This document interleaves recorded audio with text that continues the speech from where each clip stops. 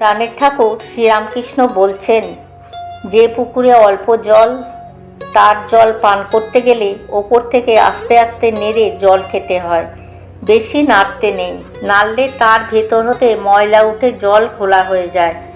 তেমনি যদি সচ্চিদানন্দ লাভ করতে চাও, তাহলে তুমি গুরুবাক্যে বিশ্বাস করে ধীরে ধীরে সাধন করো। মিছে কেবল শাস্ত্র বিচার তর্ক করো না, ক্ষুদ্র মন অল্পতে গুলিয়ে যায়। ভূত ছাড়বে কেমন করে বলো? যে সর্ষে দিয়ে ভূত ছাড়াবে তারই মধ্যে ভূত ঢুকে বসে আছে। যে মন দিয়ে সাধন ভজন করবে তাই যদি বিষয়াসক্ত হয়ে পড়ে, তাহলে সাধন ভজন কি করে হবে? মন মুখ এক করাই হচ্ছে প্রকৃত সাধন।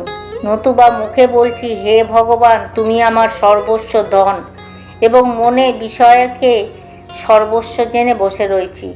এইরূপ লোকে সকল সাধনাই বিফল হয়।